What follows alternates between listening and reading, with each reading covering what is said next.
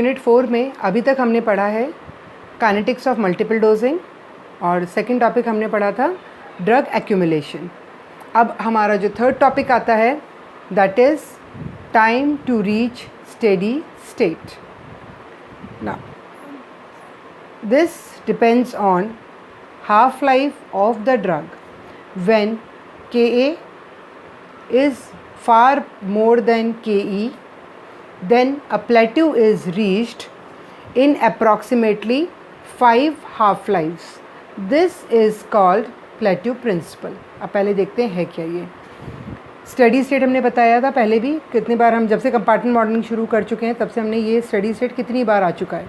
Steady state कौन सी state थी?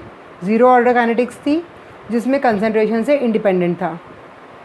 अब कितना टाइम लगेगा किसी भी ड्रग को स्टेडी स्टेट पे पहुंचने के लिए, that depends on the T half of the drug. Her drug का स्टेडी स्टेट लेवल एक ही साथ तो अटेन होगा नहीं, ठीक है। वो किस पे डिपेंड करता है, कितना उस ड्रग का हाफ लाइफ है, आगे हम देखेंगे। अब यदि एब्जॉर्प्शन रेट जो है वो ज़्यादा होगा एलिमिनेशन से, तो जनरली 5 हाफ लाइफ्स लगती है स्टेडी स्टेट को आने के लिए। स्टेडी स्टेट को इसमें कोरिलेट किया गया है, दैट इज़ अ प्लेटू। तो इस प्रिंसिपल को नाम दिया गया है प्लेटू प्रिंसिपल। तो plateau principle is nothing but the time to reach the steady state. In general it is 5 half lives. Now the rate at which steady state is attained with multiple dosing is dependent upon Ke.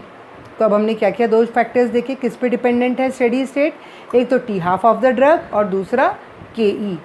It is independent of, किस पे depend नहीं करती, dose size, dose frequency, dose interval and number of doses. Number of doses is nothing but dose frequency actually, ठीक है।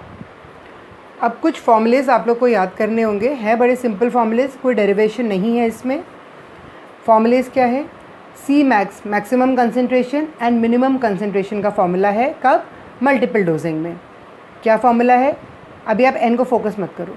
C max is equal to C0 that is your initial concentration, this is 1 minus exponential e की power Ke time interval और same Ke time interval. अब ये n क्या चीज़ है, n is multiple dosing है, मतलब बहुत बार डोज दे रहे हैं, तो कहीं तो हमें फिक्स करना पड़ेगा ना अपनी डोज को। अब कुछ फॉर्मूलेज याद करने पड़ेंगे, ठीक है, जिसका डेरिवेशन नहीं है। एक है आपका maximum concentration and minimum concentration during multiple dose. क्या है ये, अभी आप n को फोकस मत करो, बताती हूँ क्या चीज़ है। C max is equal to C0 is your initial concentration, formula is 1 minus exponential e की पावर Ke टाइम इंटरवल, ऐसे ही नीचे भी 1 माइनस e की पावर Ke टाइम इंटरवल। अब ये n डोज क्या है, आप मल्टीपल डोजिंग कर रहे हो, मल्टीपल डोजिंग में कहीं तो फिक्स करोगे कि कौन सी डोज आप एंड करोगे, तो वो डोज जो एंड कर रहे हो वो एंड डोज है। तो स्टार्टिंग डोज, एंड डोज, अब आपको क्वांटिफाई नहीं कर पा रहे हो इसलिए हम उसको टर्म n दे दे रहे हैं। तो ये n आपका Cn मैक्स हो गया, ऐसे ही n आपका ऊपर है नीचे नहीं है। अब आ गया Cn मिनिमम, मिनिमम कंसंट्रेशन वाली क्या है, उसमें फॉर्मूला आता है Cn मैक्स इंटू में e की पावर माइनस Ke t। एक दो बार भाई इसको लिख के प्रैक्टिस करनी पड़ेगी। Next comes the fluctuation. Fluctuation is maximum concentration upon minimum concentration, ठीक है। जैसे याद करो हमने एब्जॉर्प्शन में पढ़ा था maximum safe concentration upon minimum effective concentration, जो एब्जॉर्प्शन विंडो थी, ऐसे यहाँ पे आता है फ्लक्चुएशन सी मैक्स अपॉन सी मिनिमम। ये फ्लक्चुएशन डिपेंड करता है dosing frequency, half life of the drug and the rate of absorption पे। फ्लक्चुएशन बहुत ज़्यादा होता है उस केस में जब IV बोलस लेते हो। IV बोलस क्या था, जब हम एक बार में ड्रग ले रहे हैं।